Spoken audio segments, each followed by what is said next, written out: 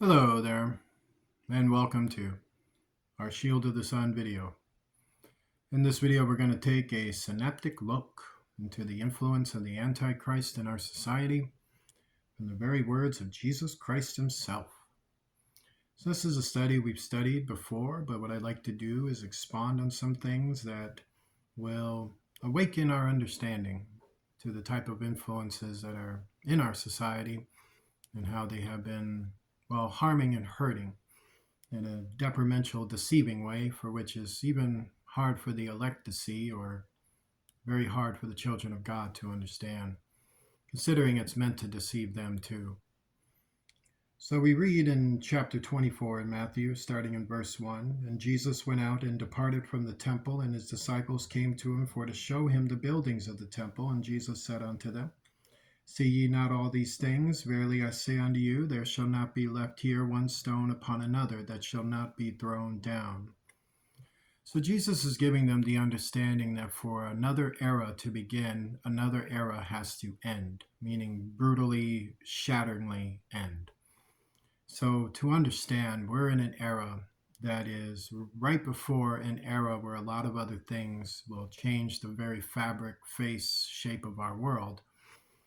And thus, if we look at our society today, we don't see a literal Antichrist figure yet, but we do see his spirit operating from the first to the last in various sorts of people who betray every trust, who betray every authority, who betray family, who betray their positions, who betray their friends, who betray their coworkers, their peers. I mean, all manner of things. And thus, we have a spirit of the Antichrist that is working within his legions, and his legions are manifested within people. And then the people go, and these specific type of people, the seeds of the children of the devil, these seeds go and then they take positions, whatever it is, and then the next thing you know, they're all being hyped up and possessed. And thus they initialize in sins that then carry on year after year after year after year until it fosters. And then a judgment comes. And this is biblical, what I'm telling you. It's like, this is how this works. So God will give a nation many, many years to change the situation, fix the situation, identify the situation, enclose and bring justice to the situation. When this is not forthcoming, then God waits and then waits and waits. And then when it's still not forthcoming, then he does something about it.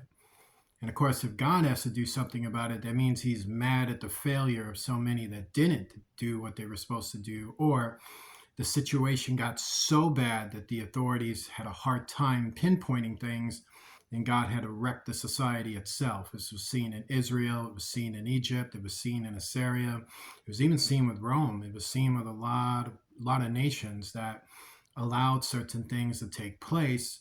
And particularly with the fall of Rome, you'll notice is that what Rome was dealing with at the time was the rise of Christianity. So Rome at first had a policy to persecute until it was being lessened.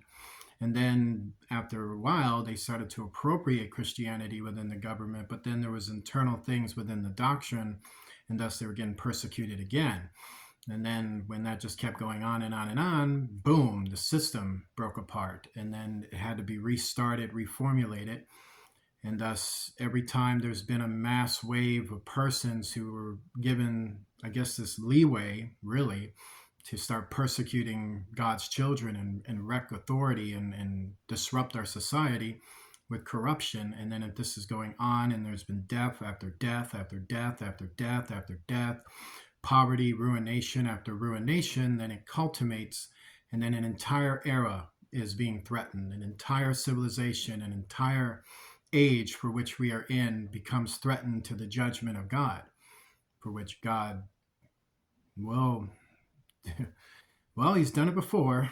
This is why you don't have an Egypt anymore. This is why you don't have these ancient empires anymore who one time declared they will last forever. And from all pretense and purposes, it looked just like that. They're going to definitely do that. But then out of nowhere, what you don't foresee, what you cannot control, comes down on them. So what Jesus is saying is that their era will come to an end, and there will be a future era where that will come to an end, and then there'll be another era where these eras come to a complete end until you see the rise of a figure who will take that spirit and manifest it in himself.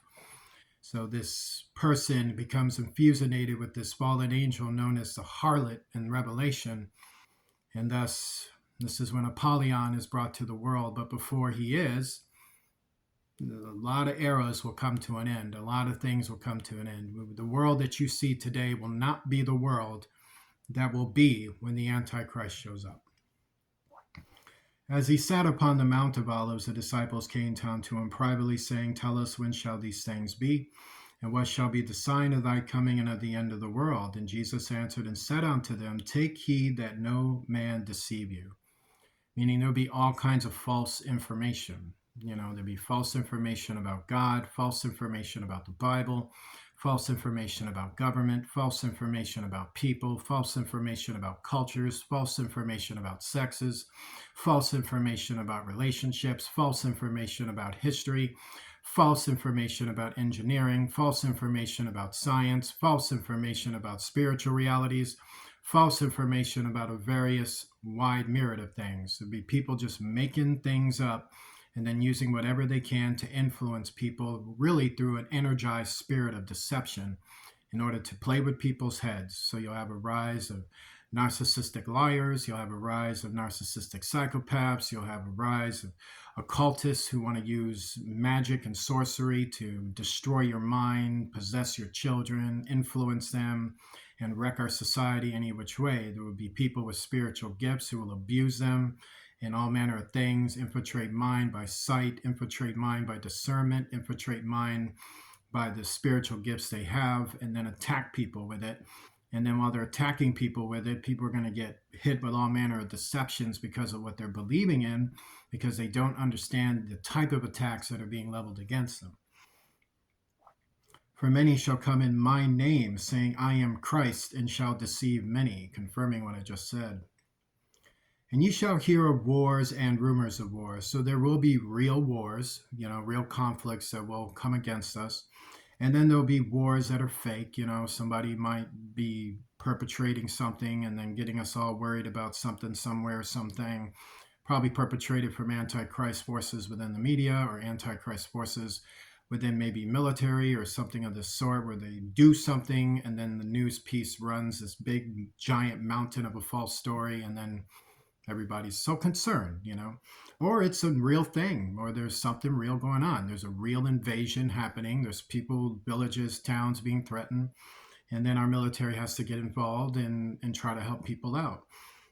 See that ye be not troubled, for all these things must come to pass, but the end is not yet. Which is why we can't be paying attention to the media and paying attention to these stories, because the truth of the matter is that rather if it's real or rather if it's something that's been orchestrated, we're not going to get the truth. We're not going to get, this is what's happening. We're not going to get that.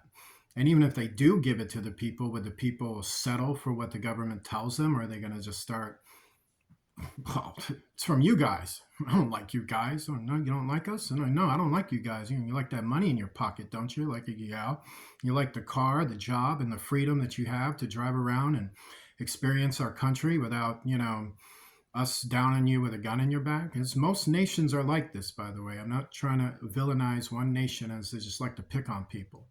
What I'm saying is this is the attitude every nation, every government finds within people, that they want to find a problem with government or find a problem with this or find a problem with that, when the Bible's been telling them the whole time not to pay attention to it. Like it's been telling them the whole time, don't be looking, just do the best you can for yourself, Don't be corrupt. Don't do evil things. Treat each other good. Government's only there on a stable tip. You're there to just initialize your life. But people are going to be troubled for no reason. For nation shall rise against nation, and kingdom against kingdom, and there shall be famines and pestilences and earthquakes in divers places.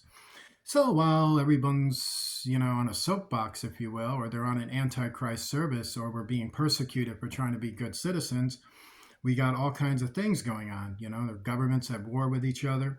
There are instances going on with famine, and there's corruption within the lack of food. There's corruption within the medical department. There's corruption with environmental studies, and there's all manner of things going on in various places. It may not happen in your neighborhood, but it's happening in someone else's neighborhood. It may not be happening to you, but it's happening probably to someone near you.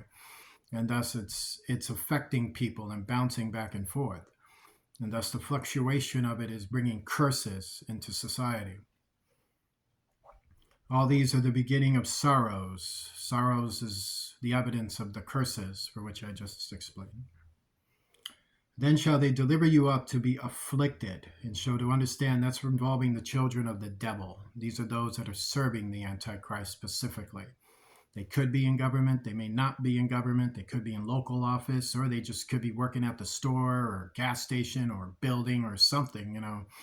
So there are people out there that want to hurt your mind. They want to make you depressed. They want to shatter you. You know, they want to use hostile bigotry against you and discriminating views upon you and play with your mind and act like they're nice. You know, I don't know what's wrong with you, sweetie. Were they doing that to you?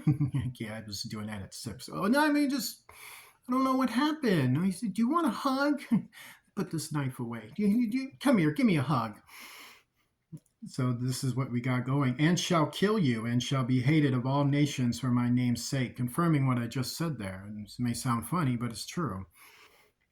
And then shall many be offended, and shall betray one another. You can only understand why. Are you offended by this behavior? Well, a little bit. I can't get things done, even though I'm doing everything right. Isn't that horrible? Yeah, can you do your job? No. Well, I'm offended now. Why won't you do your job? Well, you're a guy. You're a guy, or you're not one of my friends, or you're a woman. You got kids. You're supposed to be single. What's wrong with you? You know, you offend me. Well, it doesn't matter. You're supposed to do your job. No, it does matter. I'm just going to tell you no. Just tell you no. Eat this cheeseburger and tell you no. You want a sip of my shake? I let everyone sip. I mean, get out. Just get out of the office. So, you know, shall betray one another. That's total betrayal, you know, and someone is being corrupt, sick, and afflicting and want to get personal with you, and that's betraying you. And you shall be hated. And of course, this is the real reason why. They don't even know you. They have no idea. It's just look at you like, yep, I hate you. Well, why? I don't know. It's just, I got this demons inside. I mean, get out. Just get out. And many false prophets shall rise and shall deceive many. Oh, you got that too. You know, people come with the love of God to ruin your life. It's like, have you believed in the salvation of Jesus? Well, yes, I have. Are you poor? Yeah, well, Jesus doesn't like you. So obviously you've been lazy. I'm here to try to save your soul. Can you say this prayer for me? I gotta go. Wife's hungry. Can you? Yeah, let's do this. No, you got any money or a way to find a job or wait? What do you want? Yeah, I do, but you can't have it. Let's go. Come on, I want to pray. It's just like, well, this is better than actual help, food, shelter, or administrative help. It's way better. Here, can I get the little package? Oh, there you go. Did you pay for? No, this was donated to me. This is for you. Gotta hurry up. Church needs me. And because iniquity shall abound, the love of many shall wax cold. So you can see why church loses numbers. You know, why people are so kind of, you know, distracted off of God, because God is getting the blame for a bunch of evil people, and they're using his name, using his Bible, using him, so they can go and be greedy and sick and look for an angle, you know, look for a way to get things for themselves, and then use things of a sanctity or things that were meant for humanitarian purposes and sit back and collect money from it and not actually do what you're supposed to do. And thus the citizens of nations are affected due to Antichrist politics, for which are illegal and stupid and usually does violate the laws that are in place. Like, we got laws against this, you know, like, well, we got laws against corruption. You do? Yeah. Well, these guys are corrupt. We'll get to it. I hope so, because God might be ending our era. Don't worry about that. Just pray. Pray for me too. And yeah, I mean, it's that bad, you know, but this is the reality we're in. So yeah, love of many will wax cold. I can see why. You know, it's like you love someone. Yeah, well, you're probably going to end up cheating on them in a week. Why? Because you've been taught to do that. You've been taught, hey, step on people. It feels great. And then they do it. And then you know what's going to happen? What? They're going to cheat back on you because they don't feel good about that. They don't like that. Now they need someone to feel better about. Well, I don't like that. Well, welcome to waxing cold. All we can do is get warm. But he that shall endure unto the end, the same shall be saved. And don't worry about going to hell for it, because you didn't make this world, did you? No, Antichrist Forces did. They went out here and decided to mess everything up. So we're going to do what we can to try to bear with this world and endure it.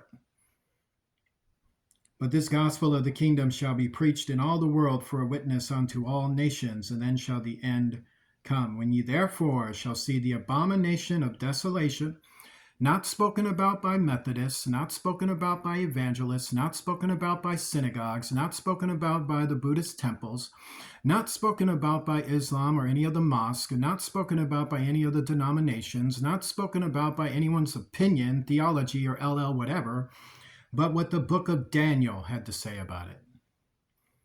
The book of Daniel verifies the details of Revelation. That's what he's saying. And this is how you're going to tell what the truth is and what the truth ain't. If you're what? The prophets stand in the holy place, whoso readeth, let him understand. So first you got to have an anointed gift, and then you have to be the one discerned to understand what you're reading, and then those persons can discern Daniel or Revelation and tell you the truth. But of course, we live in a world that can't wait to kill those individuals. I can't wait to just do all manner of afflicting on you and offending on you and hatred on you and scorn on you and deception on you, so that people can just go to hell and our entire nation can be thwarted with cosmic disaster, elemental disaster, and demonic invasions. And yeah, that sounds wonderful. Can't wait for that. That's just great. And then I guess we're going to blame someone else for it too, right? We got attacked by demonic entities for our sins. It's Canada's fault. Hey, Toronto. Just kidding. Well, you're not doing that. Well, stop me. Well, we're going to have a crap show, aren't we? It's intense, isn't it? It is. It's intense for us all. From the first to the last, this is intense. And let them which be in Judea flee into the mountains. And this is about the future. This is about what will happen probably centuries from now. And we won't be there for it, but one day, Jerusalem, bye-bye, it becomes Sodom, Egypt. So how does that happen? The era ends. It just ends. It's all the complaints, all the, all that stops. Just, now you got nothing to complain about. Go ahead and rebuild this stuff again. And God be with you. Because it's his prophecy, it's not yours. In fact, we're all his creation. We were made by him. We didn't make ourselves. Let him which is in the housetop not come down to take anything out of his house, neither let him which is in the field return back to take his clothes. And woe unto them that are with child, and to them that give suck in those days. So finish more on our next video, but to understand, you're going to have kids in this world, have kids in the future. Good luck with that. And I don't mean to be facetious about it, but oh my God, they're in for it. I know, I've seen it firsthand. They're in for it. So how do you avoid that? You're going to have to go through stuff, because that's what this world has been given. But understand, God has a judgment on it. We're in an era of peace, prosperity. There are so many riches and resources in this world and stability. There's no excuse for any of this other than judgment. And thus we have to just stay with our relationship with God, because truly when God told you life is short, he's not kidding. Join me in a prayer. Lord Jesus Christ, I pray, Lord, to protect the children of God in a sinful world, and protect our nations and protect our stability, and deliver us from the spirit of the Antichrist, the children of the Antichrist, and may they be exposed and justice enacted to spare and deliver and to bless our nations again. In Jesus Christ's name, amen. Like to donate to Shield of the Sun, please do so. We'll be using Cash App to donate to $ Shield of the Sun, spelled in small case letters close together. God bless you to each and every one of you, and I will see you soon.